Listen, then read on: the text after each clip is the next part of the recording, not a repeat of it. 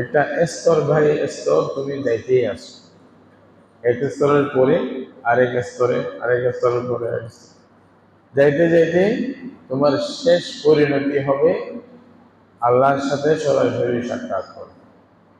ইন্নাকা কাযিহুন ইলা রাব্বিকা। কোন দিকে যাচ্ছে আমাদের সফরটা, আসলে যাচ্ছে কোথায়?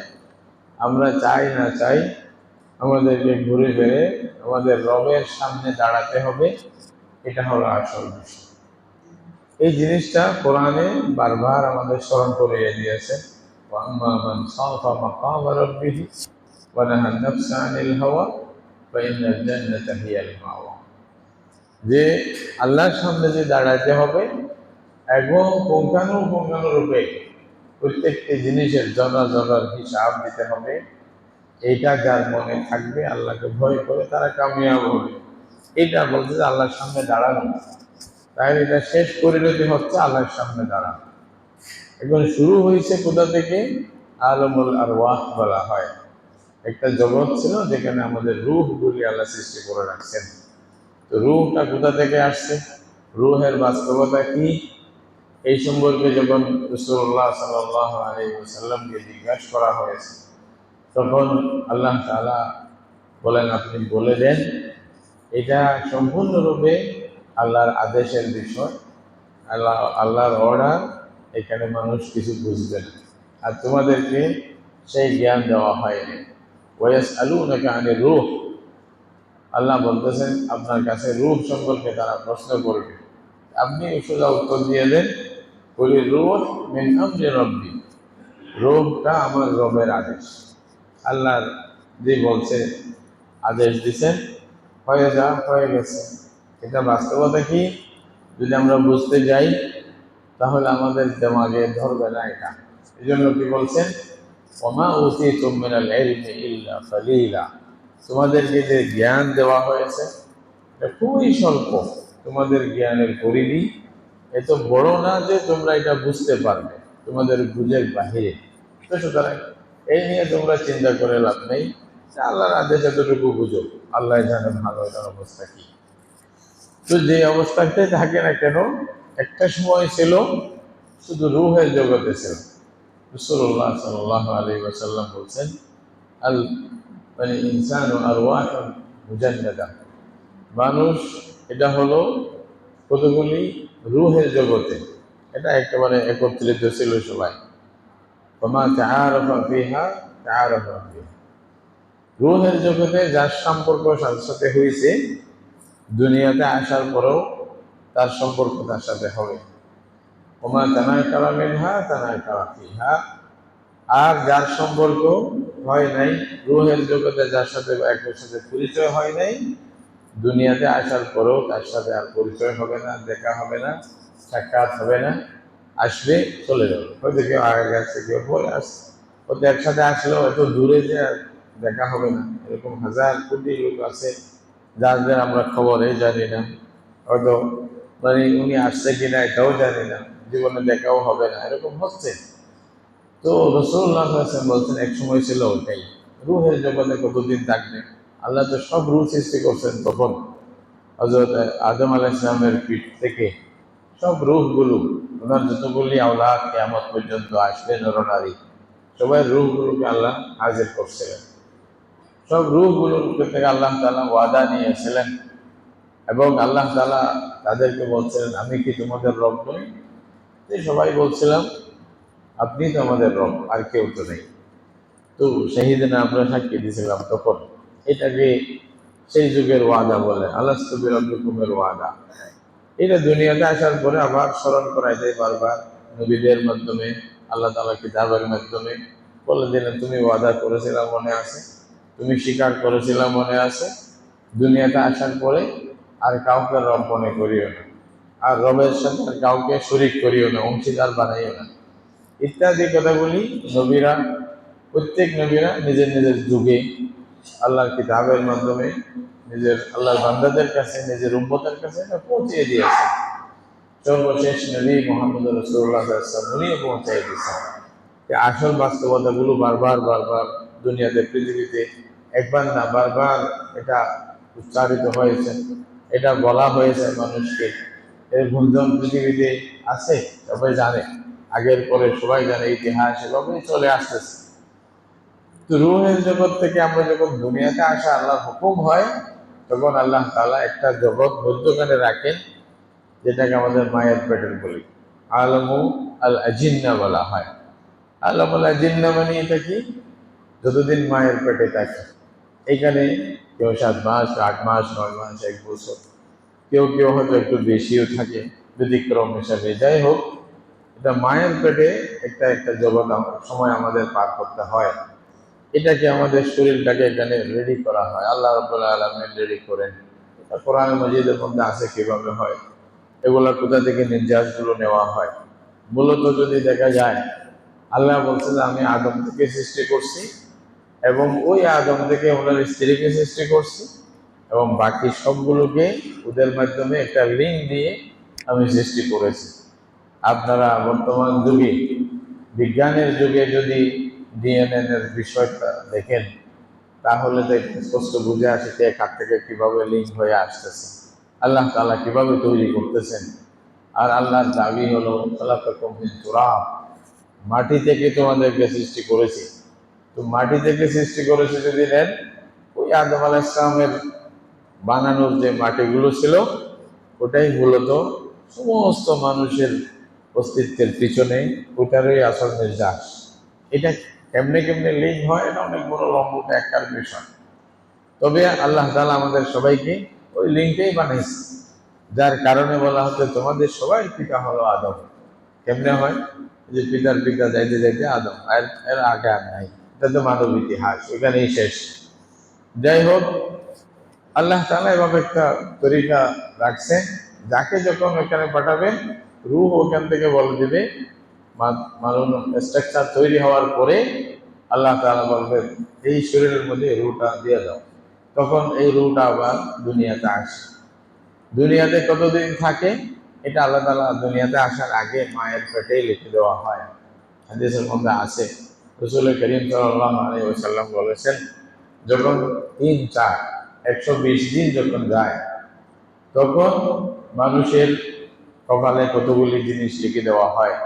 এই দিনদার হবে না বদকার হবে, তার রিজিক কি হবে, এবং দুনিয়াতে গিয়ে সে কি করবে, মানে কতদিন বাঁচবে, কতদিন মরবে, ইত্যাদি সব তখন থেকেই ফিক্স করে দেওয়া হয়। এটা আমরা জানি না, আল্লাহ একমাত্র জানেন। তখন থেকে রূহটা এখানে ভিতরে চলে আসে এবং দুনিয়াতে আসার জন্য রেডি হয়। এক সময় আল্লাহ তাআলা দুনিয়াতে পাঠিয়ে দেন। দুনিয়াতে পাঠিয়ে দেওয়ার পরে একটা কিছু সময় যায় সে রেডি হওয়ার জন্য।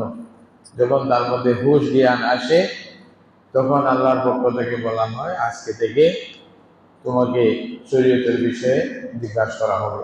আজকে থেকে যদি আল্লাহকে না চিনে অন্যদিকে যাও, আল্লাহর কাছে জিজ্ঞাসিত হবে। আল্লাহর ফরজ বিধান যদি না মানো, আল্লাহর কাছে উত্তর দিতে হবে। এবং তোমার জীবন চলার পদ্ধতি এটাই হবে, যেটা নবীদের মাধ্যমে আল্লাহ তাআলা আমাদেরকে আগে থেকে বলে রেখেছে। এটা মানুষের ভাগ্য হিসাবে অনেক সময় মুসলিম পরিবারে যদি জন্ম হয়, মুসলিম মা বাবার কাছ থেকে আসে, তাহলে বুঝে। অনেক সময় মুসলিম মা বাবার মাধ্যমে জন্ম না হলে বুঝতে অনেক কষ্ট হয়ে যায়। অনেক সময় ফিরতে পারে বা ফিরতে পারে না, এগুলো হয়। কিন্তু আল্লাহ তাআলা মৌলিকভাবে মানুষের দেমাগে, মানুষের জীবনের মধ্যে, শরীরের মধ্যে সেই শক্তিগুলো দিয়ে দেন, যাতে উনি ভালো খারাপ পার্থক্য করার জন্য একটা সুযোগ পায়। যদি গ্রহণ করে, তার কাছে যদি দ্বীনের কথাগুলি আসার পরে সত্য মিথ্যা যে পার্থক্য করার জন্য চেষ্টা না করে, তাহলে এটা তার দোষ, এটা অন্য কারো দোষ না। আল্লাহ তো সব দিচ্ছে, দেখতেছে, তো এখন তো দেখা দরকার। বারহাল এভাবেই মানুষ জীবনটা কাটে, আসে আবার যায়। তো এই যে জীবন পাই, আমাদের হায়াত এবং মওতের, এই জীবনটা পাওয়ার পরে আল্লাহ তাআলা এক সময় আসে, এই দুনিয়াবী জীবন যেটা আলম দুনিয়া বলা হচ্ছে, যেটাকে আমরা আছি, আবার আল্লাহ শেষ করে দেয়। শেষ করে দেয় মানে রূহের সাথে আর শরীরের সাথে সম্পর্ক থাকে না। এই যে আমরা যখন রূহ চলে যায়, তখন শরীরটা একেবারে নিথর একটা, মানে অবয়ব করে থাকে, কোনো নড়াচড়া নেই। কিছুক্ষণ আগেই তো কথা বলতেছিল, কিছুক্ষণ আগেই তো চোখ কাজ করতেছিল, এখন হাত ধরলেও না ধরলেও সমান। এটা হাতটা নড়াচড়া করতে পারে না, এরকম হয়ে যায়। এটা কি? রুহের সম্পর্কটা কাটা। এটা সব মানে রুহ নেই। রুহ নাই মানে আপনার শরীরটা একটা বেকার।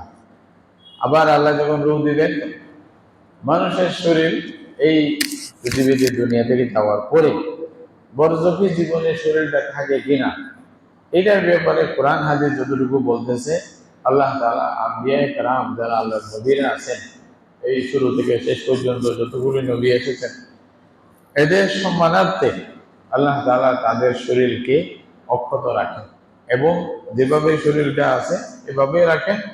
মাটিকে আল্লাহ বলে দিয়েছেন যেন নবীদের শরীর স্পর্শ না করে, এটা হারাম করে দিয়েছে, হাদিসের মধ্যে আছে। এই জন্য বলা হয় আল আম্বিয়া ওয়া আহিয়া ওয়া ফি কুবুরিহিম, তারা তাদের কবরের মধ্যে, কার কবর কোথায় আমরা দুই একজন বাদে বাকিগুলো জানি না, তো যেখানেই থাক তারা তাদের কবরে জীবিত আছেন। কিন্তু এইটা দুনিয়াবের জীবন না, বরজখের জীবন। এটা কিরকম আল্লাহ ছাড়া কেউ জানেন না, ওনারা আছেন। বাকি আম্বিয়া কেরাম ছাড়া অন্য মানুষদের মধ্যে কোন শহীদকে আল্লাহ তাআলা অক্ষত রাখেন, এটা আল্লাহর হিকমতে, যেটাকে আল্লাহ ভালো মনে করেন। তবে আমভাবে কথা হলো, এই যে আমাদের শরীরগুলো যেটা যেখান থেকে আসছে উপাদান, কথা মাটি আছে, বাতাস আছে, এখানে আগুনের একটা অংশ আছে, সবটা সবের মধ্যে মিলে যায়। এবং মানুষের একটা ওই যে মানে মেরুদণ্ড বলা হয়, যেটা মানে পিঠের মধ্যে একটা ছোট্ট একটা চিপের মতো একটা হাড্ডি, যেটা মাটি খাইতে পারে না। হাদিসের মধ্যে আছে, রাসূলুল্লাহ সাল্লাল্লাহু আলাইহি ওয়াসাল্লাম বলছেন ওইটা আল্লাহ তাআলা রেখে দেন, ওটা যেন একটা চিপ আর কি। ওই চিপটা দিয়ে সেই মানুষটা আবার কিয়ামতের দিন পয়দা করে দেবেন। বলল কতদিন থাকতে হবে এটা আল্লাহ ভালো জান, আমরা জানি না। আমরা অনেকে মনে করি এই যে জীবন শেষ হলো, এটাই মনে হয় সব শেষ। আসলে কিন্তু এটা শেষ না, বরং এটা শুরু। কোরআন হাদিস মধ্যে যা বলতেছে, এই জীবনটা শেষ হওয়ার পরেই তো আসল জীবন শুরু। আলমুল দুনিয়া, এরপরে আলমুল আখিরা, মধ্যখানে আলমুল বরজখ। এটা কিছুদিন, এটা কিরকম? পরীক্ষা দিলেন, এখন ফল প্রকাশ হবে। ফল প্রকাশ হওয়ার আগে যে সময়টা যায়, পরীক্ষার খাতা চেক করার জন্য বা করার জন্য একটা সময় দেয়, 1 মাস 2 মাস যা দেয় আর কি। 1 মাস পরে ফল প্রকাশ হবে বলা হয়, ওই সময়টাকেই বরজখ বলা হচ্ছে। এটা কতদিন এটা আল্লাহ ভালো জানেন, আমরা জানি না। তবে এটা অবশ্যই হবে, সবাইকেই বরজখে থাকতে হচ্ছে। আবার এরপরে যেদিন আল্লাহ ফল প্রকাশ করবেন, অর্থাৎ ইয়াউমুল জাযা মানে কিয়ামতের দিন, ইয়াউমুদ দ্বীন মানে বদলা প্রতিদান দেওয়ার দিন, সেই দিন আল্লাহ তাআলা আবার সবাইকে উপস্থিত করবেন। এখানে কেউ বাদ যাবে না, কারণ সবাই তো পরীক্ষা দিচ্ছে। আল্লাহ তাআলা মানুষকে পৃথিবীতে পাঠাইছেন কি দেওয়ার জন্য? পরীক্ষা দেওয়ার জন্য। আল্লাহ তাআলা এটা পরীক্ষা নেবেন, লিনাবলুয়াকুম আইয়ুকুম আহসানু আমালা। আল্লাহ বলছেন খালাকাল মাউতা ওয়াল হায়াত, আল্লাহ জীবন সৃষ্টি করেছেন, মওতও আল্লাহ সৃষ্টি করেছেন। মওত মানে এটা না, এরকম না, এটাও আল্লাহর সৃষ্টি। এটাকে আল্লাহ শেষ করবেন কিয়ামতের দিন, হাদিসের মধ্যে আছে। তাহলে এই জীবন এবং মরণ, এটাকে আমরা যদি মনে করি এটা শেষ, এটা গলত কথা। কারণ আমাদের হায়াত মওত একবার না কয়েকবার হয়েছে। আল্লাহ বলতেছেন কাইফা তাকফুরুনা বিল্লাহ ওয়া কুনতুম আমওয়াতান, তোমরা আল্লাহকে কিভাবে স্বীকার করতেছো, তোমরা তো নাই ছিলা, মৃত ছিলা, কিছু ছিল না। ফাহিয়াকুম, আল্লাহ তাআলা এরপরে তোমাদের জীবন দান করেছে, দুনিয়াতে আছে। সুম্মা ইউমীতুকুম, এরপর এক সময় আসবে এই দুনিয়া থেকে তোমাকে মরতে হবে। সবাই মরছে, কেউ কুল্লু নাফসিন যায়িকাতুল মাউত, যাদের যতগুলি নফস আছে সবাইকে মৃত্যুবরণ করতে হয়। তারপরে গিয়ে কি করবে? সুম্মা ইউহয়িকুম, বলতে আবার তোমাকে আল্লাহ জীবিত করবেন, কিয়ামতের দিন আবার জীবিত করবেন।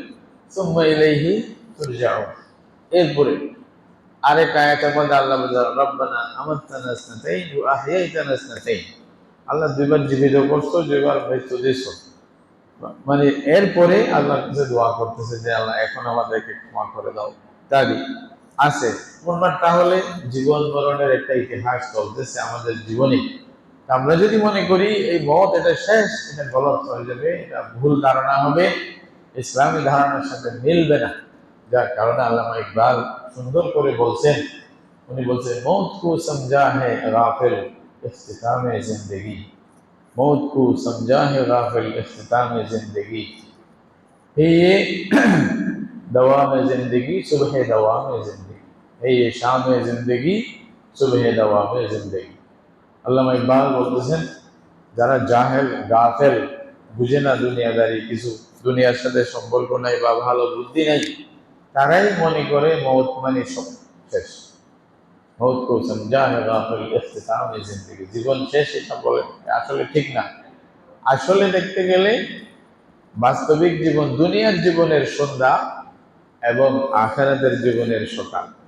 মৌতটা হলো দুনিয়ার জীবনের সন্ধ্যা, আখিরাতের জীবনের সকাল। এখানে মৌতের পরেই তো আপনাকে কবরে যাওয়ার পরেই তো আবার রূহ ফিরে দেওয়া হবে, হাদিসের মধ্যে আছে। আপনাকে জিজ্ঞাসা করা হবে আপনার রব কে, আপনার দিন কি, আপনার নবী কে, এটা জিজ্ঞাসা করা হবে।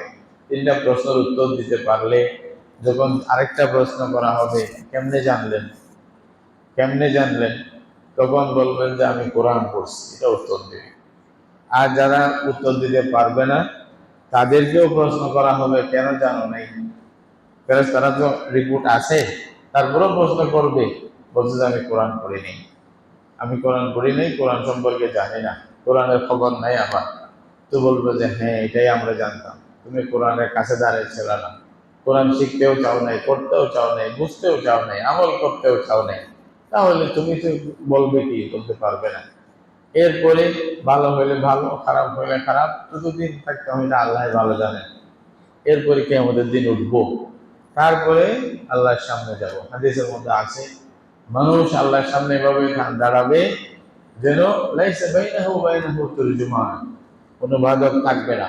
আল্লাহর সামনে আপনি সোজা গিয়া কথা বলবেন, বলতে পারেন আমরা সিটাঙ্গের কথা বলবো, আল্লাহ বুঝবেন কিনা। আরে ভাই সিটাঙ্গের ভাষাটাও তো কে সৃষ্টি করেছেন?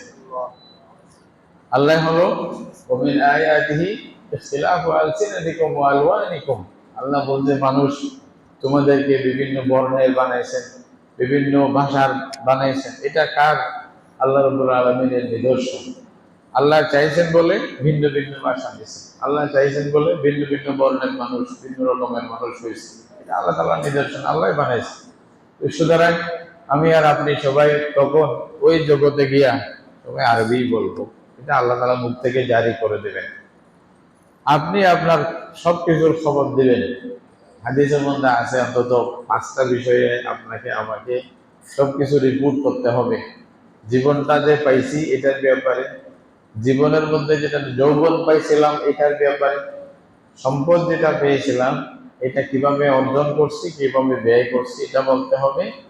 আর যতটুকু জ্ঞান আমি অর্জন করতে পারছি সে মতে আমল করছি কিনা, এটা আল্লাহ তাআলা জিজ্ঞাসা। কয়টা প্রশ্ন হবে? 5টা প্রশ্ন হবে, হাদিসের মধ্যে আছে। যতক্ষণ 5টা প্রশ্ন উত্তর দিতে পারবো না, আল্লাহ রাব্বুল আলামিনের সামনে থেকে কদম মারার সুযোগ কারো হবে না। রাসূলুল্লাহ সাল্লাল্লাহু আলাইহি ওয়াসাল্লাম বলছেন এরপরে আল্লাহ তাআলা বান্দার যেটা ফয়সালা করবেন। এই পুরা লম্বা কথাটাই আল্লাহ এক শব্দে বলছেন, ইয়া আইয়ুহাল ইনসান ইন্নাকা কাদিহুন ইলা রাব্বিকা কাদহান ফামুলাকি। এবং যাইতে যাইতে স্তর বাই স্তর যাইতে যাইতে আল্লাহর সামনে যাবে, আল্লাহ যেটা ফয়সালা করবে। তাহলে এখন আমি আর আপনি যে যাচ্ছি সামনের দিকে, প্রথম প্রশ্ন আমাকে আপনাকে সারা দুনিয়া সম্পর্কে করবে না, আমাকে আপনাকে প্রথম প্রশ্ন করবে আমার ব্যাপারে। আল্লাহ তাআলা আমাকে আমার ব্যাপারে প্রশ্ন করবে, আমার ছেলে মেয়ের ব্যাপারে। এটা প্রাসঙ্গিক প্রশ্ন আসবে যে আমার জাতিগত বিষয়ে, আমার যে দেশীয় বিষয়ে, আমার সমাজের বিষয়ে যতগুলি আমার সাথে সম্পৃক্ততা থাকলে তখন। কিন্তু সবচেয়ে মোক্ষম জিনিস যেটা, আমার ব্যক্তিগত প্রশ্ন প্রথমে হবে। এই জন্য তো আল্লাহ বলছেন কু আনফুসাকুম, নিজেদেরকে আগে বাঁচাও, নিজেদেরকে আগে বাঁচাও, ওয়া আহলিকুম নারা, পরিবারকে বাঁচাও। এটা পরে, কিন্তু আগে নিজেকে তো বাঁচাইতে হবে। যে নিজেই বাঁচতে পারে না সে আরেকজনকে কি বাঁচাবে? এরকম আছে। আমরা তো এমন এমন হয়েছি, খালি দোষ দেখে আরেকজনের, নিজের কি হচ্ছে এটা খবরে নেই। নিজের ইসলাহ করা, নিজেকে ঠিক করা, ইসলাহে নফসের কোনো চিন্তাই নেই। অথচ আল্লাহ তাআলা বেশি গুরুত্ব দিচ্ছেন এটাকে, নিজে আগে ঠিক হোক, তারপরে দেশের মধ্যে কি করতে পারো এটা দেখো। ওই যে একটা কথা আছে, আল্লামা ইকবাল বলছেন আর কি, বলতে সারা জীবন মানে আয়না, যে আয়না আছে না, আয়নাকে পরিষ্কার করতেছিলাম, পরে দেখলাম যে ধুল তো আমার মুখের মধ্যেই ছিল, আমার মুখে ধুল ছিল, আমি ওদিকে আয়না পরিষ্কার করতেই আছি, এটা কি লাভ হবে? আয়না তো ওটাই দেখাবে যেটা আমার মধ্যে আছে, মানে আমার ধুল তো আমার মুখের মধ্যে, তো সুতরাং ওটাকে আগে ঠিক করতে হবে। আল্লাহ তাআলা বলছেন, ইয়া আইয়ুহাল্লাযীনা আমানু কু আনফুসাকুম, নিজেদেরকে ইসলাহ করো, নিজেকে বাঁচাও। এই যে নফস যেটা আমাদের মধ্যে আল্লাহ তাআলা দান করছেন, যেটাকে রূহ বলেন, ওটা নফস ফাহিশ বলেন, যেটাকে অনেক ব্যাখ্যা দেওয়া যায় যে পরে, এটার লম্বা ব্যাখ্যা আছে, বুঝলে হচ্ছে আমি আমার মনের চাহিদা, মন মতো যেটা চলতে পারি, চলার যেটা শক্তি আল্লাহ দান করছেন, এটাকেই বুঝান। যে এই জিনিসটাকে যদি আপনি সঠিক পথে পরিচালিত করতে না পারেন, তাহলে আমার আপনার পরিণতি ভালো হবে না। আর যদি ভালোভাবে এটাকে ঠিক করতে পারি, তাহলে খুব ভালো পরিণতি হবে। কোরআন মজিদে এই নফসের কয়েকটা অবস্থা বলছে। নফস এটা একটা অবস্থা বলছেন, আর নফসুল আম্মারা। কোরআন মজিদে আল্লাহ তাআলা সূরা ইউসুফের মধ্যে এই প্রসঙ্গে বলতে গিয়ে আল্লাহ, ওমা উবাইদিউ নফসি ইন্নান নাফসা লাআম্মারাতুন বিসসু, বলছে আমি আমার নফসকে নির্দোষ বলতেছি না, কারণ নফস এটার কাজই হলো আমাকে খারাপের দিকে পথ দেখাবে। নফস একটা কাজ, একটা অবস্থা আছে কি, আপনাকে খালি যেমনি হোক দিন থেকে দূরে সরাই দিবে। খাহিসাত বলে, একটা খাহিসাতের অবস্থা, এটা যেমনি পারে দিন থেকে দূরে সরাই, কোরআন থেকে দূরে সরাই, ইসলাম থেকে দূরে সরাই, সত্য থেকে দূরে সরাই, আল্লাহর মানে এই যে ইবাদতের যে জায়গাগুলো, ওগুলো থেকে দূরে সরাই অন্যদিকে আপনাকে ধাবিত করে দিবে। এটা একটা অবস্থা আছে নফসের। কিছু মানুষ দেখা যায় এই অবস্থাতেই থাকে, নাউজুবিল্লাহ। আবার আরেকটা অবস্থা আছে যে নফস আপনাকে কোন একটা ভুল যখন করবেন, তখন আপনাকে বর্ষনা দেবে, বলছে যে এটা কেন ভুল করছে, এটা না করা উচিত ছিল। এরকম অবস্থা হয়। এটা একটু ইমানদার হলে, যখন একটু ভালো কাজ করে মানে কি করলেন, ভুল করে ফেললেন, তখন নফস বলবে এই ভুল তো তোমার করা উচিত ছিল না। এটা অন্য ব্যাখ্যাও দিছে। অন্য ব্যাখ্যা মানে যেটা নফস ভালো হয়ে যায়, এটাকে আবার বলবে যে তুমি আরেকটু ভালো হইলে ভালো হইতো, একটু কম হইলে কেন, আরেকটু বেশি করে করতাম। দুটোটা অর্থ হইতে পারে। লাওয়ামা মানে এটা। কোরআন এটাও বলছে, লা উকসিমু বিয়াউমিল কিয়ামাহ ওয়া লা উকসিমু বিন নাফসিল লাওয়ামা। আল্লাহ তাআলা বলতেছেন যে বারবার বারবার মানুষকে গালি দিবে, মানুষকে মানে ওই যে বর্ষনা দিবে, তুমি এটা কেন করছো, এটা তো না করলে তোমার জন্য ভালো হতো, এরকম বলবে। এটাও একটা অবস্থা আছে নফসের। আরেকটা অবস্থা আছে আল মুতমাইন্না বলা হয়। এটা মানে একেবারে শান্ত, আল্লাহর হুকুমের উপরে এত শান্ত যে সেদিক যায় না, ওটার উপর অটল আছে, মুস্তাকিম আছে, মজবুত আছে, নামাজ পাঁচ ওয়াক্ত পড়তেই আছে আল্লাহ তাআলা যেভাবে বলছেন। আর হকের উপরে অটল থাকা, সত্যের উপর অটল থাকা, ধৈর্য ধরে থাকা, রিজিক আল্লাহ যা দেয় এটার উপরে সবর করে থাকা, দুনিয়াতে কারোর উপরে জুলুম অত্যাচার না করা, কারোর পিছনে না পড়া, ইত্যাদি যে বিষয়গুলো আছে আদেশ নিষেধ, পুরাপুরি মানতেছে, এদিক সেদিক নেই, বরাবর ফাস্তাকিম কামা উমিরতা। এটা বড় কঠিন বিষয়, এটা সহজ না। যা বলা হয়েছে এটার উপরে স্থির থাকা, এদিক সেদিক না যাওয়া, এটা অনেক বড় গুণ, যেটা পাইলে ইমাম আজম আবু হানিফা রাহমাতুল্লাহ আলাইহি বলতেছেন, আল ইস্তিকামাতু ফাওকাল কারামা। অনেক সময় মানুষ সাময়িকভাবে কিছু কারামত পাইতে পারে।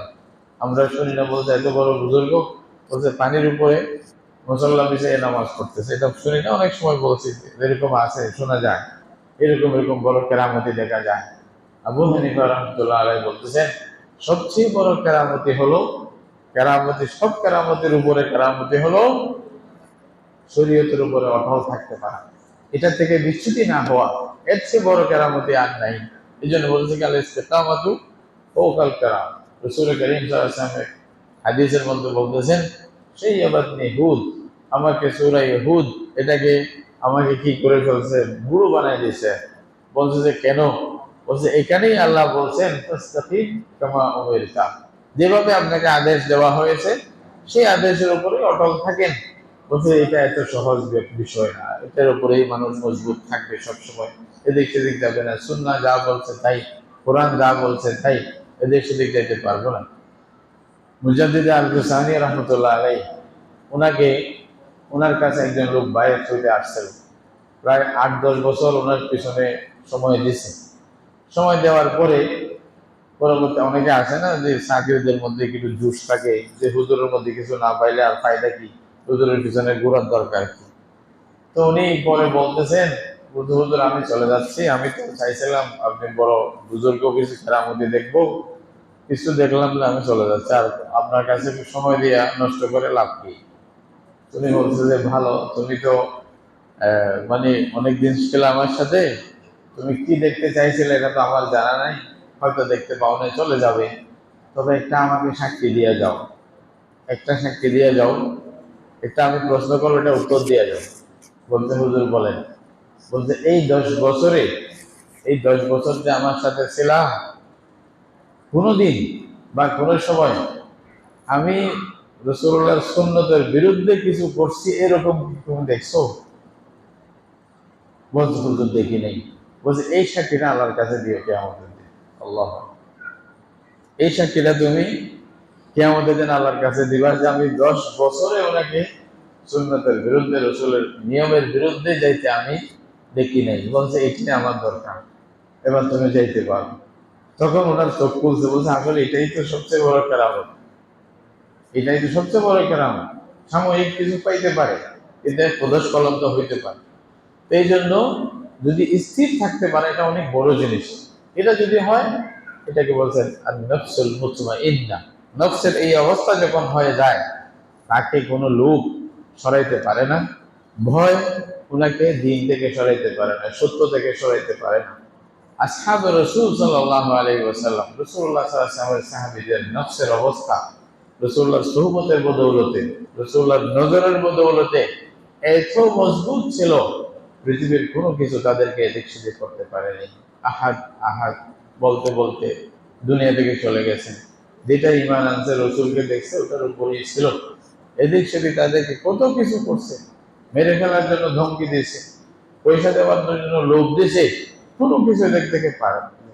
এই জন্যই আল্লাহর বান্দা শেখ সাদি রহমতুল্লাহ আলাই এটার পরিচয় দিচ্ছেন, কত সুন্দর করে বলতেছেন, মুওয়াহ্হিদ তেদের পায়ে রিজি দরশ, মুওয়াহ্হিদ তেদের পায়ে রিজি দরশ, তো শমশের হিন্দি नहीं बलसरस। তৌহিদবাদী মুখলেস আল্লাহর বান্দা, লা ইলাহা ইল্লাল্লাহ মুহাম্মাদুর রাসূলুল্লাহ সাক্ষী দেনেওয়ালা সত্যিকারের ঈমানদার কাকে বলা হয়? বলছে তাকে আপনি সারা দুনিয়ার সম্পদের লোভ দেন, অথবা তাকে তার মাথার উপরে তলোয়ার লটকাই রাখেন, দুটোটাই বরাবর তার জন্য। এটা এটার দ্বারাইও এদিক সেদিক নড়াচড়া করবে না, এটার দ্বারাই নড়াচড়া করবে না। লোভ ওনাকে কোনো কাজ মানে সরাইতে পারবে না, ভয়ও ওনাকে সরাইতে পারবে না। হ্যাঁ, উনি কি বলে বলতেছে, উনি উমিদ ও হারাস তার আশা, তার ভয় কারোর সাথে সম্পৃক্ত নয়, শুধু কার সাথে? আল্লাহর সাথে। সে আশাও করে আল্লাহর কাছ থেকে, ভয় করেও শুধুমাত্র কাকে? আল্লাহকে। বরিনাস বুনিয়াদ তাওহীদ বাস। বলছে এটার উপরেই তো তাওহীদের ভিত্তি। শেখ সাদি রহমতুল্লাহ আলাইহি এটা বুঝেছে। তাহলে আমাদের নফসের যে অবস্থা, আল্লাহ তাআলা বলতেছেন কাদ আফলাহা মান যাক্কাহা, এই নফসকে যে পবিত্র রাখতে পারবে, এটার মধ্যে পবিত্রতার বিভিন্ন রকমের সম্পর্ক হয়। দুনিয়াতে আসার পরে এখানে লোভ আসবে, এখানে হিংসা আসবে, এখানে আত্মমর্যাদা বোধ আর নিজেকে বেশি ভালোবাসা এগুলো আসবে, ওইসব বলা হয়। অহংকার আসবে, এটা নফসের মধ্যে আসবে, আঘাত করে। জায়গা পাইলে তো তাকে মানে বিভিন্ন কারণে হয়ে যায়। কেউ সুন্দর হইলে অহংকার শুরু করে, কেউ একটু এলম জ্ঞান অর্জন করলে অহংকার শুরু করে, আর কেউ একটা পদ পাইলে অহংকার শুরু করে, আবার কেউ একটু পয়সা পাইলে অহংকার শুরু করে। একটা অনেকগুলি কারণ আছে অহংকারের। তাহলে এবার এগুলোর থেকে পবিত্র রাখতে পারা, আল্লাহ তাআলা ওয়ানাফসিন মা সাওয়াহা কাদ আফলাহা মান যাক্কাহা। আল্লাহ তাআলা নফস সৃষ্টি করছেন, নফসের সবকিছু সৃষ্টি করেছেন, যেই নফসকে তাজকিয়া করবে, পবিত্র রাখবে। এখানে দেখেন আল্লাহ নিজে রাখবেন এটা বলেন না, এটা আমাদের উপরে দেওয়া দিয়েছে।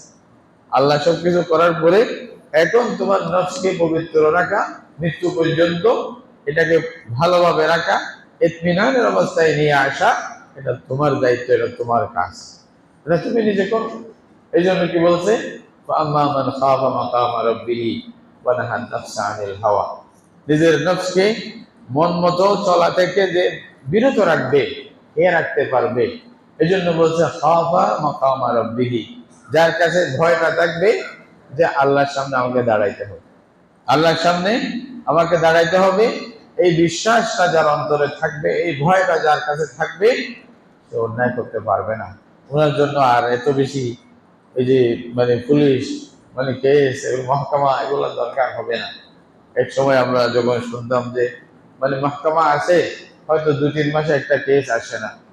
এখন তো আমাদের মহকামাতে কেস যতগুলি আছে কয়েক বছর আগের কেসগুলি জমা আছে, এগুলো নেওয়ার সুযোগ নেই, এরকম হয়ে গেছে, উল্টা হয়ে গেছে।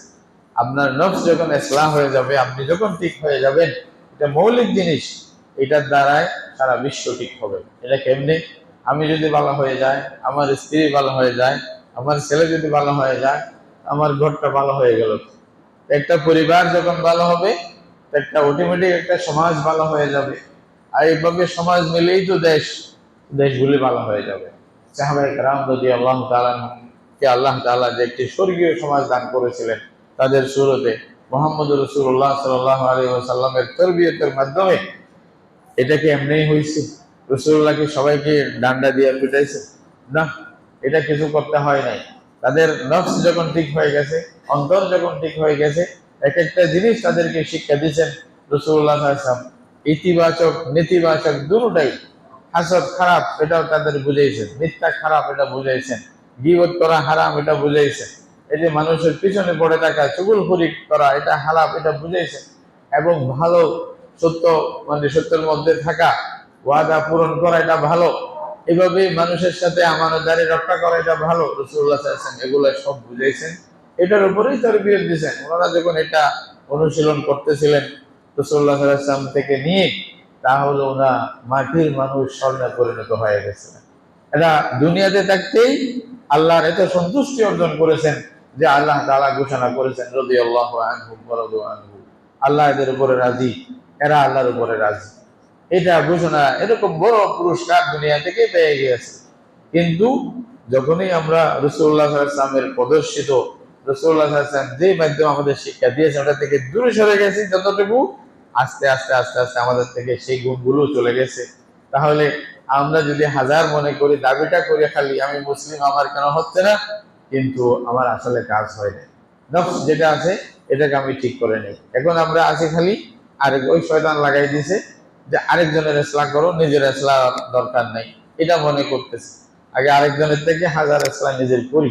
আল্লাহর বান্দারা কিছু হইলে নিজেকে দোষী মনে করতেন, নিজেকে দোষী মনে করতেন, আরেকজনটা দূরের কথা।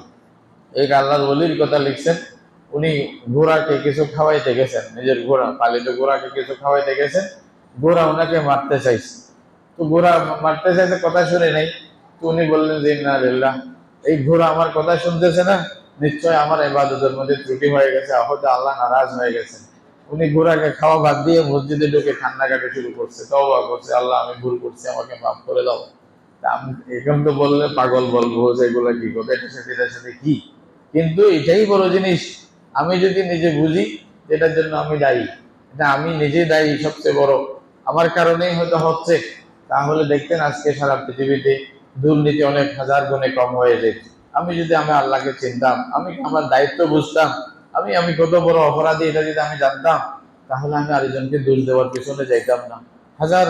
হাজার রকমের এই যে যেগুলা সমাজে দুর্নীতি হচ্ছে, ফাসাদ হচ্ছে, করাপশন হচ্ছে, ওগুলা কম হয়ে যেত। তাহলে প্রথম কাজ হচ্ছে আমি নিজেকে ইসলাহ করা। ইসলাহুন নফস, এটা অনেক বড় গুরুত্বপূর্ণ জিনিস। আর নফস এটা বড় মারাত্মক। শেখ সাদি রহমতুল্লাহ, আল্লামা ফরিদুদ্দীন আত্তার রহমতুল্লাহ আলাই, উনি এর মধ্যে বলতেছেন, जो शुतर मुर्गे शनासी नफसरा नहीं कुशत बारू नफरत बर हवा। এই যে নফস, এটা কি, এটা একটা মেসাল দিয়েছে ওরা। বলছে যে নফসকে মনে করবা এটা একটা উট পাখি। উট পাখি চিনে তো অনেকে দেখছেন, ওই যে এর মধ্যে এই যে আমাদের দেশে যেগুলা মানে এই যে চিড়িয়াখানার মধ্যে যেগুলা হয়তো অনেকে দেখছেন, আপনি বাইরে না দেখলেও ওইখানে আছে উট পাখি। উট পাখি কি বলে জানেন? বলছে যে সুসুতোর মরবে এসে না আছে নফসরা নাই কুশাদ বারু নফরত বার হাওয়া। বলছে ওকে যদি বোঝা উঠাইতে বলেন তাও উঠাবে না, আবার বাতাসে উঠতে বললে তাও উঠবে না। গর্বপর গোয়েস বা গোয়াদ উস্তারা, তাকে যদি বলেন ভাই তুমি যদি পাখি হয়ে থাকো তাহলে উড়ো, আকাশে উড়ো, বলছে আমি তো উঠ, উঠ হইলে তো আর আকাশে উঠবে না। কি বলেন ঠিক না? উঠ হইলে উঠবে কম। আর ওর নাহি বারিশ বা গোয়াত তায়রা, আর যদি বলেন যে তাহলে যদি তুমি উঠ হয়ে থাকো, উঠে যেরকম কি করে বোঝা বহন করে, তুমি বোঝা বহন করো। বলছেন আমি তো পাখি, ওই যে উট পাখি। এটাই নফস, এটা মারাত্মক। একে ঠিক করা এত সহজ না। এই জন্য নফসকে ঠিক করার জন্য কোনো আল্লাহওয়ালাদের সুহবতের দরকার হয়, আল্লাহওয়ালাদের সাথে সম্পর্ক রাখা দরকার, ওনাকে বোঝা দরকার। হুজুর আমার এই অবস্থা, এখন কি হবে, আমাকে কি করতে হবে? রাসূলুল্লাহ সাল্লাল্লাহু আলাইহি ওয়াসাল্লামের কাছে সাহাবায়ে কেরাম আসতেন, আসিয়ে বলতেন ইয়া রাসূলুল্লাহ আমার এতগুলি আওলাদ আছে, অন্তরে তো দয়া আসে না, কি করব? অন্তরে তো তাদের প্রতি দয়া আসে না। আপনি দেখি হাসান হুসাইনকে এভাবে আদর করতেছেন, আমার তো মনেই চায় না একটু আদর করতে। রাসূলুল্লাহ সাল্লাল্লাহু আলাইহি ওয়াসাল্লাম বলছে যে আল্লাহ তাআলা কারো অন্তর থেকে যদি দয়া নিয়ে যায় আমি কিছু করার নেই, তোমার অন্তর নরম হওয়ার জন্য এতিমের মাথায় হাত বুলাই দেবা। আল্লাহু আকবার। এগুলো কিন্তু চিকিৎসা। রাসূলুল্লাহ সাল্লাল্লাহু আলাইহি ওয়াসাল্লাম এরকম চিকিৎসা করছেন। এক যুবক আসিয়া বলতেছে ইয়া রাসূলুল্লাহ আমাকে জেনা করার অনুমতি দেন। চিকিৎসা কিভাবে করে দেখি? হঠাৎ করে বলছে জেনা করার অনুমতি দেন, আমি একটু জেনা করতে চাই। এবং সাহাবায়ে কেরাম তো বলছে যে কেমন বেয়াদব, রসুলের সামনে এরকম কথা। আল্লাহ রসুল বলছে আসতে দাও, আসতে দাও, কি বলে দেখি। আসিয়া কি বলছে তোমার কি? বলছে আমি জেনা করতেছি, আমাকে জেনার সুযোগ দেন। রসুল্লাহ বলছে যে বসো, থামো। আল্লাহ রসুল ওকে বললেন যে তুমি যে কাজটা করতে চাচ্ছ, যদি কেউ তোমার মায়ের সাথে করে রাজি থাকবা। বলছে আমি তো তাকে জানে মারে ফেলবো। তাই বলছে তোমার বোনের সাথে করলে? বলছে আমি তো দুনিয়াতে রাখবো না। কথা কথা এইভাবেই খুব মানে জুস দেখাই বলতেছে। তারপরে রাসূলুল্লাহ সাল্লাল্লাহু আলাইহি ওয়াসাল্লাম বলছে তোমার খালার সাথে, তোমার এই যে বেটির সাথে যদি কেউ করে, বলছে তোমার বউয়ের সাথে করতে চাইলে, বলছে আমি তাকে দুনিয়াতে আর কোনো মেরে ফেলবো, মানে কেটে ফেলবো। তারপরে রাসূলুল্লাহ সাল্লাল্লাহু আলাইহি ওয়াসাল্লাম তাকে বললেন যে কাজটা তুমি আরেকটা মেয়ের সাথে করতে চাচ্ছ, সেও তো কারো না কারো মা, কারো বোন, কারো মেয়ে, কারো বউ। এখন যে আসমানে ছিল সে আস্তে ধীরে জমিনে নেমে গেছে। বলছে যে আমি ভুল করছি আর রাসূলুল্লাহ, আমি আজ জীবনে এই চিন্তা করবো না। ইসলাম আল্লাহর বান্দাদের সাথে সম্পর্ক রাখতে হবে, যারা কোরআন হাদিস নিয়ে বুঝে বাস্তবে আপনাকে পরামর্শ দিতে পারবে। ওলামায়ে কেরামের সাথে সম্পর্ক রাখতে হবে, ভালো মজলিসের সাথে সম্পর্ক রাখতে হবে, কোরআনের সাথে সম্পর্ক রাখতে হবে। নফস এমনি এমনি ঠিক হবে না। আপনি যদি হাজার মনে করেন আমি পণ্ডিত, আমি যা মন চাই তা করবো, আপনার চেয়ে সে আরো বড় পণ্ডিত। কোথায় নিয়ে যাবে আপনি বুঝতেই পারবেন না, কোন জায়গায় আপনাকে পৌঁছাই দিবে। এই জন্য ভাই নিজেকে নরম মনে করে আমি তো কিছু জানি না, আলেম ওলামাদের পরামর্শে কোরআন হাদিস মতে নিজের জীবন ঠিক করার জন্য, ইসলাহি নফসের জন্য আমাদেরকে তৈরি হতে হবে। আমরা যদি নিজেকে নিজে ঠিক করতে তৈরি হয়ে যাই, ইনশাআল্লাহ কালকে দেখবেন অটোমেটিক সারা দুনিয়া তৈরি হয়ে যাবে। এটা বড় না যে আমি ডক্টর হইলাম বলে আমি সবকিছু পেয়ে গেলাম, আমি বড় আলেম হয়ে খতিব হয়ে গেলাম বলে সবকিছু ঠিক হয়ে গেল। এটা আল্লাহ তাআলা গ্যারান্টি দেন নাই, মনে রাখবেন। এই জন্য মনে রাখবেন, অনেক বড় আলেম হওয়া এটা গ্যারান্টি নয় যে আপনি সারা জীবন ঠিক থাকবেন। চেঞ্জ হতে পারে। নফস এটার মানে কি? কালকে ভালো আজকে খারাপ, ওখানে কাছে ভালো থেকে খারাপের দিকে। আবার নাউজুবিল্লাহ এমন আছে যারা ভালো থেকে খারাপের দিকে চলে গেছে, আল্লাহ মাফ করুক, এরকমও হতে পারে। আর যারা সত্যের দিকে আসেই নাই, এরকমও তো আছে। এই জন্য আল্লাহর কাছে চাইতে হবে। আল্লাহ রাসূলুল্লাহ সাল্লাল্লাহু আলাইহি ওয়াসাল্লাম সবসময় দোয়া করি, ইয়া মুকাল্লিবাল কুলুব, যে আল্লাহ যে অন্তরকে পরিবর্তন করো, আল্লাহ আমাকে আমার অন্তরকে তোমার দ্বীনের দিকে ফিরাই দাও, তোমার দ্বীনের দিকে ফিরাই দাও, তোমার মানে হকের উপরে মজবুত রাখো। এটা রাসূলুল্লাহ সবসময় দোয়া করতেন। রব্বানা লা তুযিগ কুলুবানা বা'দা ইয হাদাইতানা ওয়া হাব লানা মিন লাদুনকা রাহমা। কেন এই দোয়া শিক্ষা দিচ্ছে? আমরা যেন আবার পরিবর্তন না হয়ে যায়। আর একটা কথা, শেষ কথা মনে রাখবেন, আল্লাহ বলতেছেন ইন্নাল্লাহা লা ইউগাইয়িরু মা বিকাওমিন হাত্তা ইউগাইয়িরু মা বিআনফুসিহিম। আপনি আপনার নিজেকে যদি ঠিক না করেন, আল্লাহ জোর করে আপনার সমাজকে পরিবর্তন করে দিবে না। এটা স্পষ্ট কথা। আমি আমার ঘরকে যদি ঠিক করতে না চাই, আল্লাহ জোর করে আমার ঘরকে ঠিক করে দিবেন না, আমাকে চাইতে হবে। আমার ইসলাহের চিন্তা আমাকে করতে হবে। তখন আল্লাহ তাআলা পুরা সমাজ, পুরা পরিবেশ, পুরা দেশ চেঞ্জ করে দেবে। আল্লাহ তাআলা আমাদের সবাইকে তৌফিক দান করুক। জি, একটা এলান হচ্ছে আগামী সোমবার থেকে প্রত্যেকদিন বাদ এশা নতুন করে আরেকটা বেচ শুরু হবে। সহিহ শুদ্ধভাবে কোরআন শিক্ষার আরেকটা বেচ শুরু হবে। যারা যারা সময় দিতে পারেন আপনারা আসেন। এটা আসলে আপনাদের মূল্যায়ন করা দরকার, কারণ আমরা এমনি সময় পাই না। কোরআনে মজিদ শিক্ষা দেওয়ার জন্য একেবারে ফ্রিতে আপনাদেরকে শিক্ষা দেওয়া হবে, কোনো কোনো চার্জ, কোনো ফি নেওয়া হচ্ছে না। কর্তৃপক্ষ এত একটা সুযোগ দিচ্ছে, এটা যদি না নিয়ে আল্লাহর কাছে কি জবাব দেব? এখানে বলি কথা নেই, যেখানে সুযোগ পান, যেখানে কাছে দাঁড়িয়ে কোনো আলেম আছে তাদের সাথে সম্পর্ক করে কোরআন পড়া শিখেন, আল্লাহর কিতাবটা পড়া শিখেন এবং এটার অর্থ বোঝায় শিখেন। এটা আমাদের খুব দরকার, এটা তো প্রথম দরকার। এটাই যদি না হয় তাহলে বাকি আর করলাম কি দুনিয়াতে? আল্লাহ যদি বলেন সবকিছু তো আমি দিয়েছিলাম, আমার কিতাবটা পড়ার সুযোগ পাও নাই জীবনে একবার, কি উত্তর দিবেন? তখন কোনো উত্তর থাকবে না ভাই। এই জন্য চেষ্টা করতে থাকে। আল্লাহ তাআলা সবাইকে তৌফিক দান করুন।